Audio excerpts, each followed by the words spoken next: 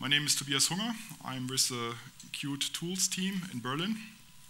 I've been working there for 2 years now, and you can reach me if you want on IRC at my nick is Hunger on Freenode, or my email address. So, what am I going to talk about in this presentation? First thing, those you have seen my creator presentation, I've seen that before, is I want to spend a few words on what the Qt SDK actually is. Then I thought, since so many of you got an N9, I wanted to show how to actually use the Qt SDK to develop for that device. Afterwards, I want to show some new feature which we have, which is generic remote Linux support. So you can use Creator and the Qt SDK to work on generic Linux embedded platforms. I wanted to go into some technical details, like what do we actually use for the installer, and finally where you can get it and play with it. And I would like to convince all of you that using the Qt SDK is the best way forward to get your Qt up to date and keep it updated, and so that all of you guys are going to end up using our Qt SDK, which is great. So again, I've been looking at our marketing websites. Those guys are good with words, I'm not. So that's what our marketing guys have to say about the Qt SDK. It includes the tools you need to build desktop, embedded, and mobile applications with Qt. The latest SDK has a self-updater feature which will keep you up to date, and quite a bit more actually. So to me, the important aspects are the tools you need. So we basically want you to have one download, you install it, and you can start developing, exploring Qt, developing Qt, deploy it to your devices, and finally even publish it. We have a wizard for that in the Qt Creator. The Qt SDK contains everything we offer with Qt. So it has platform libraries for the desktop development. It has tools for embedded Linux. It does not ship any tool chains for that, because they tend to be highly customized and special, so it doesn't really make sense for us to ship them. And of course, we support mobile applications with Qt, so basically everything that what's Nokia currently offering is supported by Qt is available there. And a very important feature to me is the self-updater, which is a very convenient way for all of you to keep up to date with what we do, with updates to firmware, new Qt versions coming up. So we include beta releases and stuff, so you can test your applications early with new and upcoming versions. And you just always have an up-to-date development environment. So what can you do with it? So first thing is, what's in it actually? So to get you started, we have all the documentation we have, which is the Qt documentation itself, Qt Mobility, Qt Creator, or platform documentation for Symbian and the other platforms we support. We also, of course, include the examples which are already part of Qt and the other parts. So that's basically to get you started and make it easy for you to dive into the world of Qt. We have the Qt Creator IDE, which is in my opinion, very productive environment to work with. We have the desktop Qt in there, which is, depending on the platform you download, will be either the one for Windows or Mac or Linux. We have a simulator, which is a very useful tool in our opinion to have fast turnaround times debugging mobile applications and embedded applications. We have Symbian Qt and toolchain, which is available on Windows. So the Symbian tools only support Windows at this time. There was experimental support for Linux. I'm not really sure in which state that is at the moment. But you can develop for Symbian on Mac and on Linux with the remote compiler plugin, which is basically packaging up all your source code, sends it off to some server, which compiles it for you and returns the package to you. Then we have the Maemo Qt toolchain, which is Fremantle N900. Harmattan Qt toolchain, which is probably the most interesting to you guys with your new phone. We do have some Qt preview releases. That's currently 4.8 beta.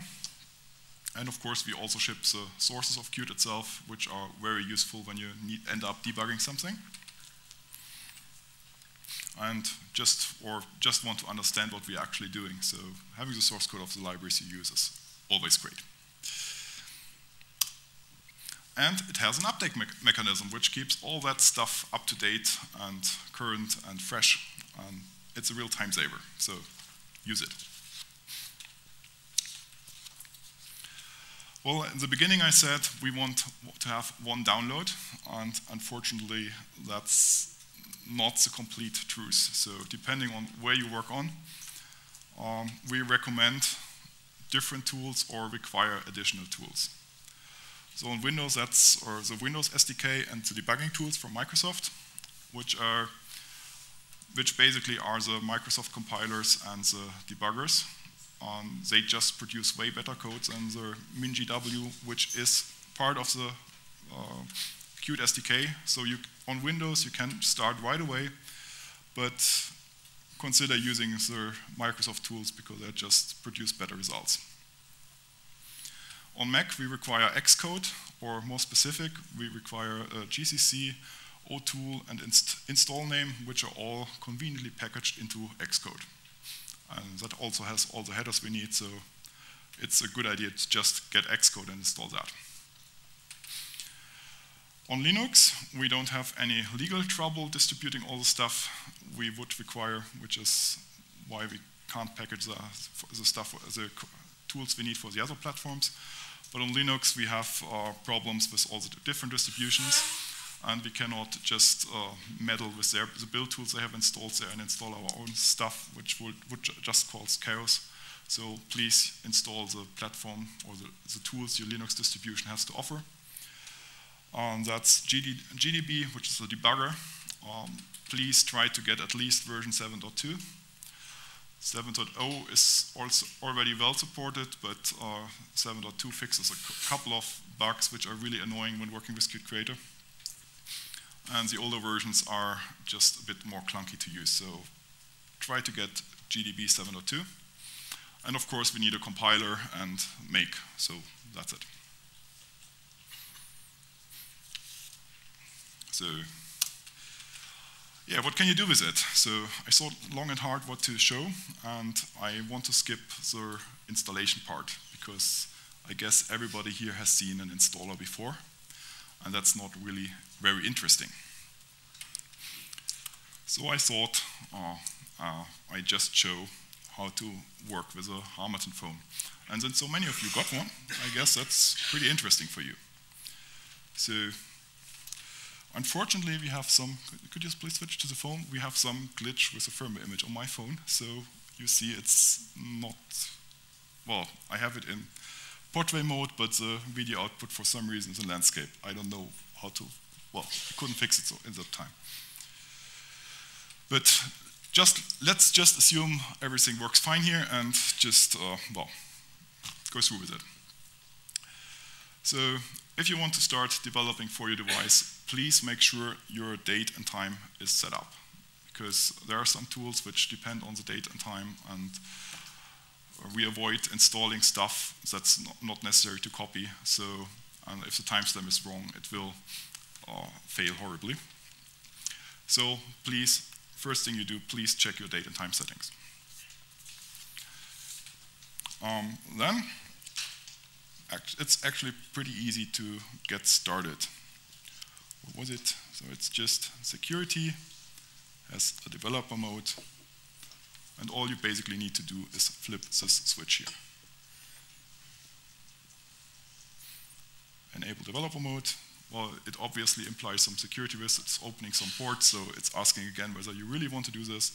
Just say OK, and it should start and show you a list of optional components you might want to have installed to ease your development. And I strongly recommend installing the top one, which is debugging, because I guess you want to debug. But that's basically all you need to do on the phone side. So you switch back to the monitor, please. What? Thanks. I hope you guys are not as bored as he obviously is. So in Creator, we also need to do some setup. That's available in Tools Options, and down here at the very bottom is Linux devices. So I have not set up anything yet, and well, I just say add, and it lists Harmattan here, so that's the one we are going to use. And we start a pretty lengthy wizard. So this is my N9. All the settings already, all the default settings basically apply, and if you don't change anything major. So let's just continue. Our Qt Creator will try to use SSH to access the device, and for that you can either use a password or keys, a private key pair. And having a key pair is just way more convenient than entering your password all the time, so we go for that, and we have not done so before, so we go for no. We want to have new keys, and we just create them. And once we have them, we are asked for a password to deploy the key. So where is that? Where do you get the password from? Could you please switch to the, thanks. So let's go out of here. Go away. So after installing or switching to developer mode for the first time, a couple of things are installed. That's already done here on this device. So it's basically a small pop-up telling you that it's going to install something. And what's important here is this SDK connection, which we just tell to use USB. It takes a while, and voila, you're down. Well, I was supposed to say down, but in the middle of the screen, you see the password. So in my case, that's ZVK. So can we go back, please? So, and I ask it to deploy the keys. That was a success, so I can continue. And now it will connect to the device and grab some statistic data and information about what's installed there and all the version numbers and all that stuff. So, but having that window is nice because it tells you you can connect to the device and everything is set up and working fine. So let's do some small project. I just go down here on Create Project, and Harmattan is a QML-based platform, so it's recommended to go for a Qt Quick project here and a Qt Quick application here. I just stick with the name untitled. I'm not very, yeah, I don't have much with names. And for Harmattan, I strongly recommend using the Qt Quick components for Migo Harmattan, because they just work the best on the device, are the best tested. Here we just want to have the default settings again. So the Qt simulator is our simulation environment, and this is the device target itself, so I'm okay with that. Here you have an option to set the icon. I'll leave it as is, and you can make your application boostable, which reduces the startup time of your application a bit. So let's just keep that. We don't want any version control, so we're fine with that. And this window informs us that Creator set up a couple of files for us, which are required for the packaging for Harmattan. And well, it doesn't really matter. The files are there. It doesn't really matter whether you select yes or no. If you select yes, then they will show up in the project tree here under other files. If you select no, they're not directly editable from creator. So some people prefer it one way, some the other way. So just do whatever you like. And in my presentation about Qt Creator, I already mentioned that we have the target selector down here, which is a quick way to select the target. In the Creator presentation, I was just showing the desktop target, so that was not really critical. But here you see the two targets we have set up earlier, which is the Harmattan device and the Qt simulator, and we'll go for that one first. So I want a debug build, and so it takes the time to pick that up, and I just run it. It's now building the project in the background, because there is some C++ code involved here to set up the device in a known state and load the QML files. And then the simulator comes up, which is a nice little tool. It's a simulator. We try to be very consistent in calling it a simulator, because what it does, it simulates the Qt APIs and mobility APIs. It's not emulating any hardware. So that has the downside of not being picture perfect. So it is a bit different from the device itself. There can be some differences, and it does not support the full device APIs. It only supports Qt and the mobility APIs. But on the other hand, it's really, really fast to build and compile, because it just uses the platform tools just as you would have on a desktop application. So it really offers fast turnaround times, and is a very nice way to get your application up and running and debug certain issues. It's not suited for everything.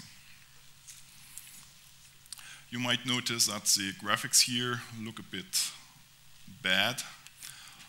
That's because the simulator has different settings depending on what you want to see. So at the moment it's showing the display in the native size. So on my screen, this area here is about the same area as on the device, which is important to see whether your buttons are big enough and whether you can touch them and all that. If you want to see all the graphic stuff and all the graphic details, and you can just zoom it to the native resolution, which is on a normal screen way bigger than on a touchscreen device. But it gives you a very good feedback on what your application will look like in the details. So let's get back, because otherwise you won't see very much. So the simulator is a very nice tool for these initial debugging steps. It's no replacement for on-device debugging, just to make it very clear. What it does, it offers you access to all the APIs mobility has. So you can go here and, let's hide that again. Set the battery level that the application sees. You can define whether it's charging or not. You can play with the storage settings, like how many removable drives you have and internal drives, and how full they are. You can change the Wi-Fi and cell ID settings, and so it's a very convenient way to test out all those different APIs and how your application behaves in corner cases.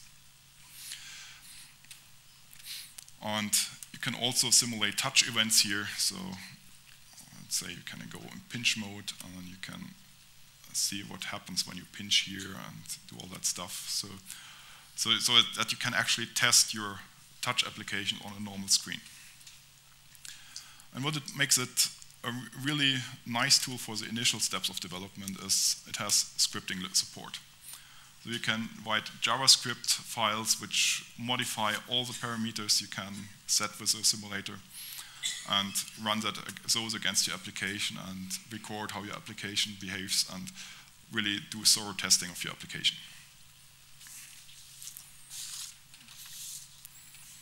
So, are there any questions about the simulator?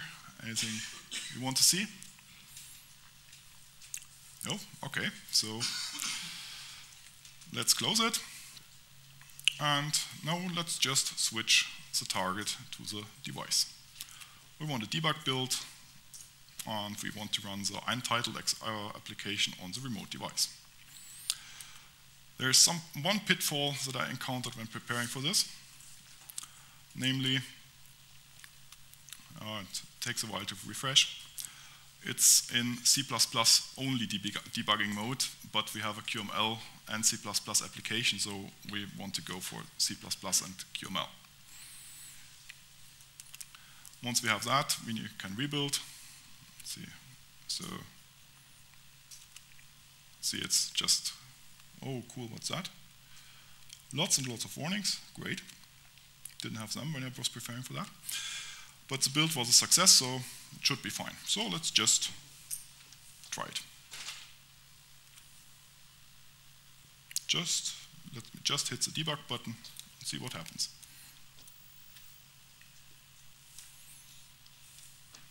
What's it doing? It's now copying it to the device, starting it. That's why the simulator is great, because you don't have to wait for all that.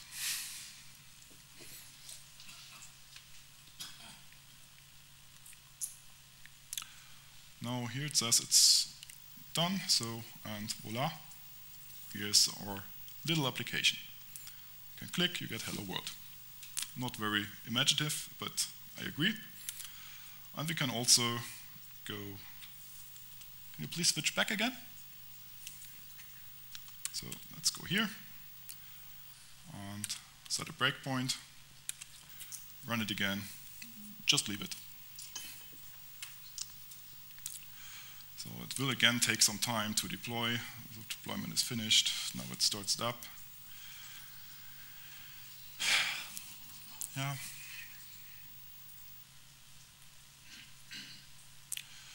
Now the screensaver started, and I click the button, and here it clicked, so it hits the breakpoint. So on-device debugging actually works. Great.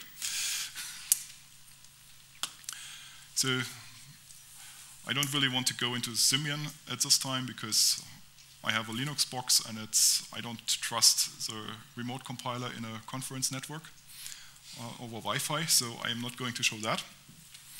But I thought what might be interesting to some of you is the generic Linux remote support we have. So let's just start over with all that and just create, close all those files here so they don't confuse later. And just create a new QWidget project, because they are nice and simple. Let's go for untitled one. Name is not really important. And in this case, I'm going for a desktop project. So for this remote Linux support, we tend to have everything as a desktop project, because we tend to recognize the Qt versions which are used in such a development environment to be desktop applications or desktop Qt versions, because they have no special markers for us to recognize that they are not. So let's just go with all the defaults here. I mean, I'm sure you have seen cooler demos today. But, well, it's not about the code, it's about actually using it. So, to demonstrate this, I set up a normal Ubuntu virtual machine here. It's a remote, I called it Remote SDK. It's just a standard 32-bit Ubuntu. I changed the theme a bit and the background, so it's more obvious that it's a different machine. And the only change I made apart from that is I installed an SSH server, because again we are going to use SSH to access the remote side. And I installed a GDB server, both of which are standard Ubuntu packages. They are available in the repository, so it just use the normal Ubuntu tools, click on them, install them, everything is fine. So let's go back to Creator and set up a new machine to deploy to. So again, that's options, Linux devices, and just remove this one because I don't need it anymore. And this time I'm going for a generic Linux device. I call it Qt SDK. The IP address, I used fixed IP addresses here because it's way more simple. And I hope I remember it correctly. The user I created is, and I don't care about keys in this file, so I just go and enter the password, which is Qt SDK, by the way. And I finish. It's testing the configuration, so it tries to connect to the other machine. It detects the kernel version, says everything is okay, and I'm done. So I have my device set up, I have my code here, so how can I deploy it to the remote side? That's actually a bit more complicated than I would like to have it. We're working on that. And that's mostly because we detect the Qt version as a desktop version. So we set up a default desktop working environment for you. But in this case, we don't want that. So we need to add a new environment for our needs. And the first thing we want to have is a deploy configuration which tells Creator how to deploy our code to the device. By default, there is none because usually you just build it and run it. So we go here and add a build tarball install to a Linux host.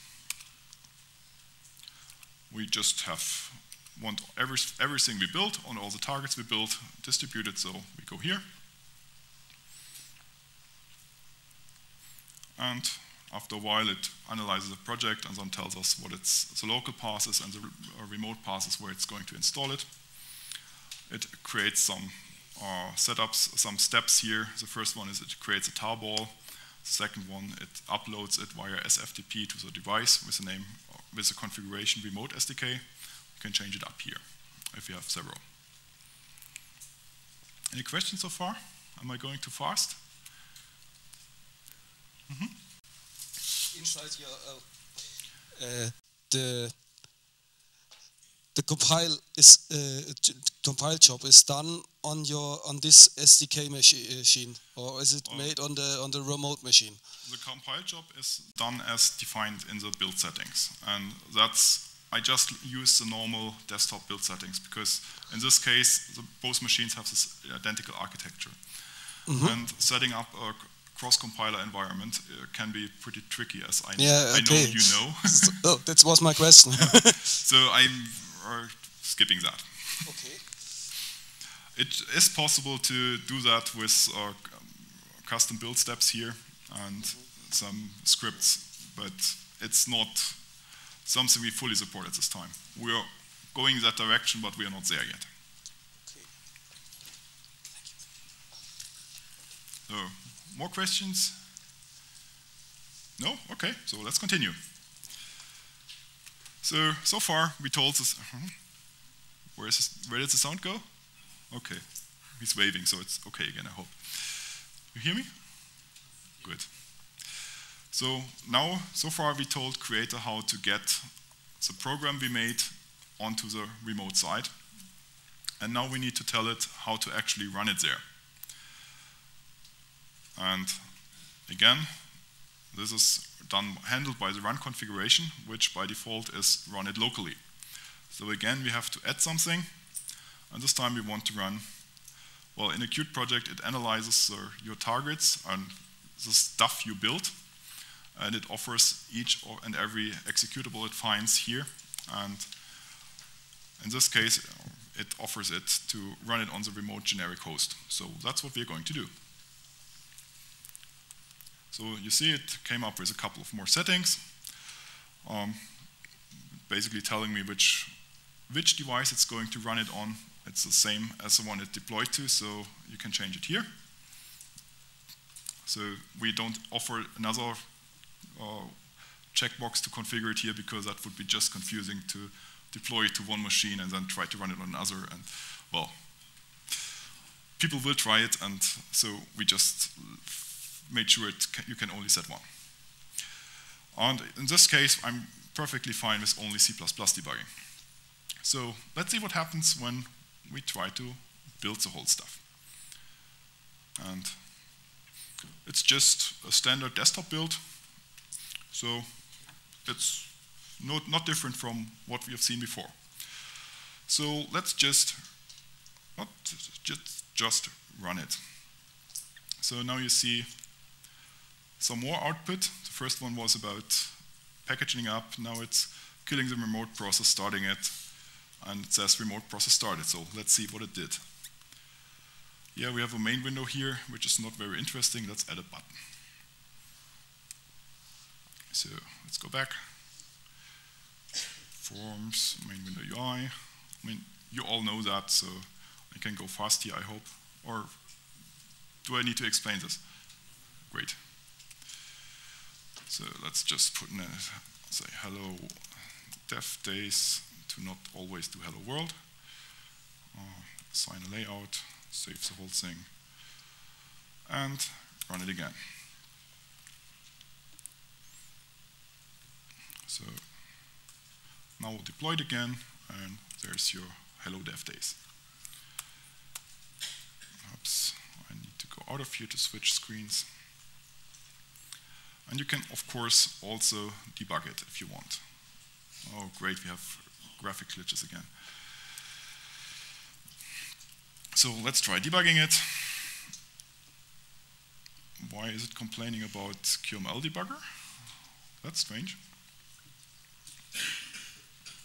Let's set a breakpoint in the destructor. Head back and close the window. And let's see where the breakpoint was hit. It wasn't. Cool.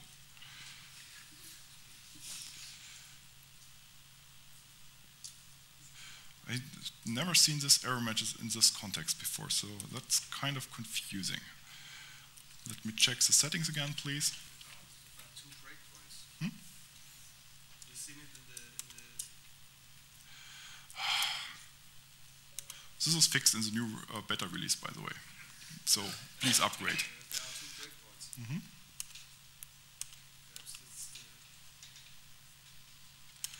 Let's try again. So now I only have one breakpoint. Hi.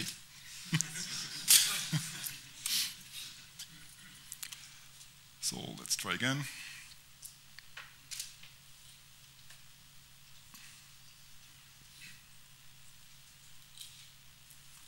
So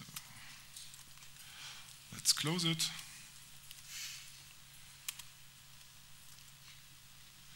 And it didn't hit again. Great. That's kind of surprising. So, let me check the configuration. So that all makes sense. It's C++. Only it should actually work.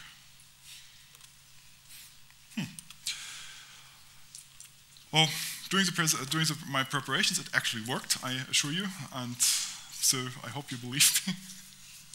Oh, I hate doing live presentations.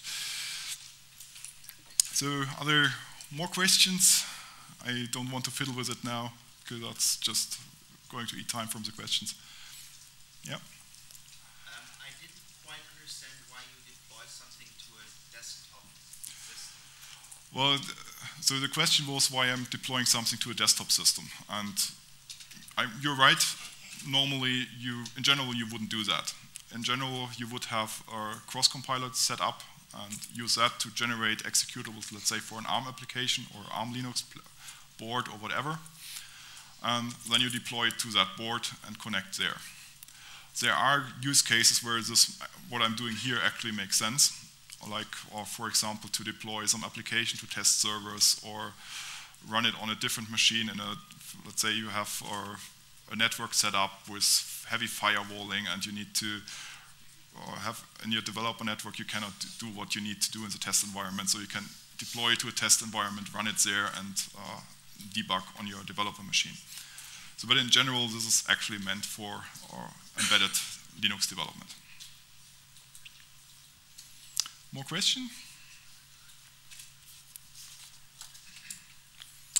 So let's continue. Well, I said it's great for cross-platform development, and that you can develop an application for one device and it will run on the other. Well, there are some limitations to that, of course. It's never as easy as the advertisers want to make you believe.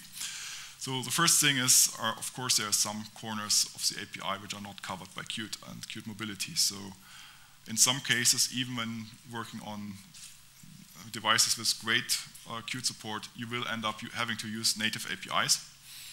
And those will, of course, only work on one platform. So you can get around, or you can use that by using ifdefs in your code, or using the build system to either compile the version for MeGo or the one for Symbian or for Windows, Mac, whatever. I guess you know those tricks anyway. And especially with device development, their security system and model on the device shines through heavily. So if you want to develop for an embedded or a mobile phone or a mobile device, make sure to read up on the security model first, because you will run into trouble at some point. So read up on it, be prepared, and then it's only half as hard as it's supposed to be. With Symbian has a capability model which is rather tricky to get right. So depending on what your application does, you need different capabilities, and depending on which capabilities you need to sign your package in different ways, or have it signed by other people, and all that stuff. So read up on it, just do it right, and yeah. And of course, the simulator, if you run it in the simulator and your application runs there, the simulator is not the device. It does not have the security model. So make sure to test it on a device as well, because the security model tends to bite you.